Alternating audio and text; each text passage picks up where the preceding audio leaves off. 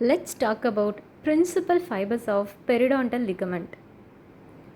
So the principal fibers of the periodontal ligament are collagenous bundles, also known as Sharpie's fibers, that anchor the tooth to the alveolar bone and cementum, supporting the tooth and absorbing the masticatory forces. These fibers are highly organized collagenous bundles that insert into the cementum on one side and the bone on the other side.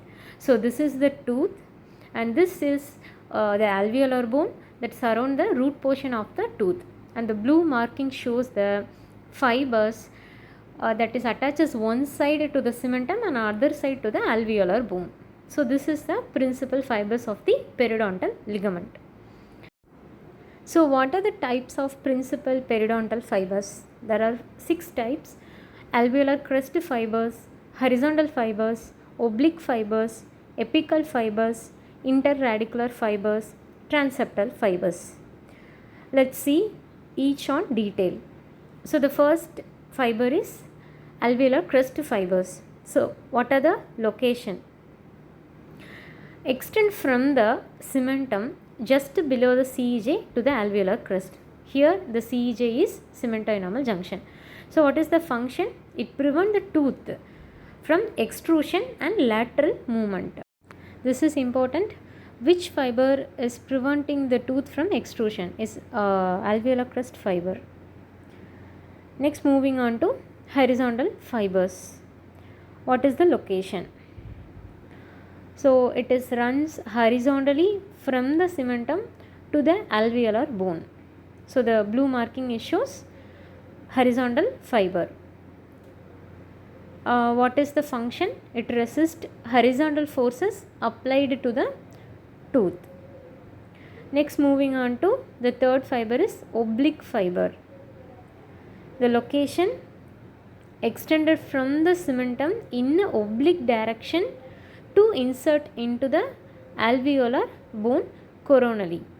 So it meets the alveolar bone in the direction of coronal, and the function is absorb vertical forces and convert into tensile forces. The next fiber is apical fiber. So its location is radiate from the cementum around the root apex into the alveolar bone. So apical fibers only in the completely erupted tooth. Function is it resists extrusive forces also. So the next fiber is interradicular fiber. The location is between root of multirooted tooth and runs from the cementum to the interradicular septum. So interradicular fibers only seen in the multirooted tooth, and the function is stabilize tooth within the socket. So it stabilizes the tooth within the socket. The next fiber, the sixth fiber is transeptal fibers. Septal fibers location is it extend interproximally over the alveolar crest and are embedded in the cementum of adjacent tooth, forming an interdental ligament. So function is it ensuring the proper tooth alignment and maintaining mesiodistal contact. Here the important point is this transeptal fibers are reconstructed without the alveolar bone. So this is very important. Next, moving on to significance of principal fibers. It maintain tooth position within the socket.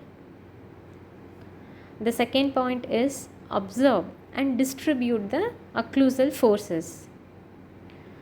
The third point is contribute repair and regeneration of PDL. Fourth point is aid in proprioception, that is allow tooth to sense variety of forces. So these fibers undergo continuous remodeling to adapt to functional demands and maintain periodontal health. Let's see one MCQ related to this topic. The question is which periodontal fibers are consistent and reconstructed even after the destruction of alveolar bone? So here the fiber not related with the alveolar bone. That is the way we have to see. So the apical fiber are present in the apical area, so definitely they are related with the cementum and cementum on one side, and other side there is bone. And alveolar crest group, cementum and alveolar bone are connected. And in oblique fibers also there is one side cementum connect with cementum, and other side there is connect with alveolar bone. In transseptal fibers only there is no connection with the alveolar bone. They run above the alveolar crest bone. So this transeptal fibers, one side it is attached to the cementum and another side it is attached to the adjacent tooth cementum, so there is no attachment to the bone.